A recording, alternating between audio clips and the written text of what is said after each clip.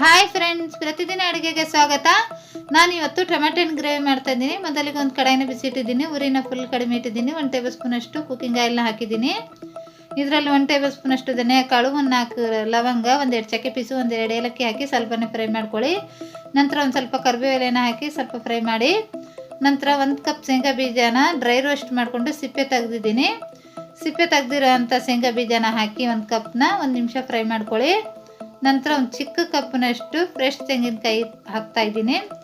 Fresh ತೆಂಗಿನಕಾಯಿ ಕೂಡ ಹಾಕಿದ ನಂತರ 2 ರಿಂದ 3 ನಿಮಿಷ ಚೆನ್ನಾಗಿ ಎಲ್ಲ ಫ್ರೈ ಮಾಡ್ಕೊಳ್ಳಿ ಎಣ್ಣೆಯಲ್ಲಿ. 2 ರಿಂದ 3 ನಿಮಿಷ ಚೆನ್ನಾಗಿ ಫ್ರೈ ಮಾಡಿದ್ದೀನಿ. ಇಷ್ಟಾದರೆ ಸಾಕು. ಗ್ಯಾಸ್ನ ಆಫ್ ಮಾಡಿ ಒಂದು ಪ್ಲೇಟ್ನಲ್ಲಿ ತಣ್ಣಗಾಗಕ್ಕೆ ಇಟ್ಟಿದ್ದೆ. ತಣ್ಣಗಾದ ನಂತರ ಒಂದು ಜಾರ್ನಲ್ಲಿ ಹಾಕ್ಕೊಂಡು ಸ್ವಲ್ಪ ನೀರನ್ನ ಹಾಕಿ ನೈಸಾಗಿ ಪೇಸ್ಟ್ ಮಾಡ್ಕೊಂಡಿದ್ದೀನಿ ಈ ಥರ. ನಂತರ ಒಂದು ಕಡಾಯಿನ ಬಿಸಿಟ್ಟಿದ್ದೀನಿ. ಇದರಲ್ಲಿ 1-2 ಚಮಚದಷ್ಟು ಕುಕ್ಕಿಂಗ್ ಆಯಿಲ್ನ ಹಾಕಿದ್ದೀನಿ. ಎಣ್ಣೆ ಬಿಸಿ ಆದ ನಂತರ 1/4 ಟೀ ಸ್ಪೂನ್ ಸಾಸಿವೆ, 1/4 ಟೀ ಸ್ಪೂನ್ ಜೀರಿಗೆನ ಹಾಕಿ ಒಂದು ಸ್ವಲ್ಪ ಕರಿಬೇವು ಎಲೆ, 1 ಈರುಳ್ಳಿ ಹಾಕಿ ಈರುಳ್ಳಿ ಚೆನ್ನಾಗಿ ಗೋಲ್ಡನ್ ಬ್ರೌನ್ ಕಲರ್ ಆಗೋವರೆಗೂ ಫ್ರೈ ಮಾಡ್ಕೊಳ್ಳಿ. ಈರುಳ್ಳಿ ಚೆನ್ನಾಗಿ ಗೋಲ್ಡನ್ ಬ್ರೌನ್ ಕಲರ್ ಆದ ನಂತರ 1 ಟೀ ಸ್ಪೂನ್ ಅಷ್ಟು ಶುಂಠಿ ಬೆಳ್ಳುಳ್ಳಿ ಪೇಸ್ಟ್ನ ಹಾಕಿ ಸ್ವಲ್ಪ ಫ್ರೈ ಮಾಡ್ಕೊಳ್ಳಿ. ನಂತರ 1 ಟೇಬಲ್ ಸ್ಪೂನ್ ಅಷ್ಟು ಖಾರ ಪುಡಿ, 1/4 ಟೀ ಸ್ಪೂನ್ ಅಷ್ಟು ರುಚಿಗೆ ತಕ್ಕಷ್ಟು ಉಪ್ಪನ್ನ ಹಾಕಿದ್ದೀನಿ. ನಿಮಗೆ ಖಾರ ಜಾಸ್ತಿ ಬೇಕಾದ್ರೆ ಸ್ವಲ್ಪ ಜಾಸ್ತಿ ಹಾಕ್ಕೊಳ್ಳಿ. ಮಸಾಲೆನ ಮಿಕ್ಸ್ ಮಾಡಿದ ನಂತರ ನಾವು ರುಬ್ಕೊಂಡಿರುವಂಥ ಮಸಾಲೆನ ಹಾಕಿ 1-2 ನಿಮಿಷ ಫ್ರೈ ಮಾಡ್ಕೊಳ್ಳಿ.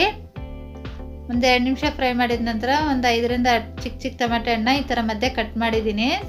ಮಧ್ಯೆ ಈ ಥರ ಕಟ್ ಮಾಡಿರೋಂಥ ಟೊಮೆಟೊ ಹಣ್ಣನ್ನ ಹಾಕಿ ಚೆನ್ನಾಗಿ ಎಣ್ಣೆ ಬಿಟ್ಕೊಳ್ಳೋವರೆಗೂ ಚೆನ್ನಾಗಿ ಫ್ರೈ ಮಾಡ್ಕೊಳ್ಳಿ. 3 ರಿಂದ 4 ನಿಮಿಷ ಚೆನ್ನಾಗಿ ಫ್ರೈ ಮಾಡಿದ್ದೀನಿ. ನೋಡಿ, ಚೆನ್ನಾಗಿ ಎಣ್ಣೆ ಬಿಟ್ಕೊಂಡಿದೆ, ಚೆನ್ನಾಗಿ ಫ್ರೈ ಆಗಿದೆ. ಇಷ್ಟ ಆದ ನಂತರ 1 ಕಪ್ ಬಿಸಿನೀರನ್ನ ಆ್ಯಡ್ ಮಾಡಿ, ತಣ್ಣೀರನ್ನ ಆ್ಯಡ್ ಮಾಡಬೇಡಿ. ಬಿಸಿನೀರನ್ನ ಆ್ಯಡ್ ಮಾಡಿದ ನಂತರ 2 ರಿಂದ 3 ಟೇಬಲ್ ಸ್ಪೂನ್ ಅಷ್ಟು ಹುಣಸೆ ರಸನ ಹಾಕಿ ಮಿಕ್ಸ್ ಮಾಡಿ 8 ರಿಂದ 10 ನಿಮಿಷ ಬೇಯಿಸಿ. ಚೆನ್ನಾಗಿ ಟೊಮೆಟೊ ಚೆನ್ನಾಗಿ ಸಾಫ್ಟ್ ಆಗಬೇಕು. 8 ರಿಂದ 10 ನಿಮಿಷ ಚೆನ್ನಾಗಿ ಬೇಯಿಸಿದ ನಂತರ ಒಂದು ಸ್ವಲ್ಪ ಕೊತ್ತಂಬರಿ ಸೊಪ್ಪನ್ನ ಹಾಕಿ ರೆಡಿಯಾಗಿದೆ. ತುಂಬಾ ರುಚಿಯಾಗಿರುವಂಥ ಟೊಮೆಟೊ ಗ್ರೇವಿನ ಖಂಡಿತ ಟ್ರೈ ಮಾಡಿ.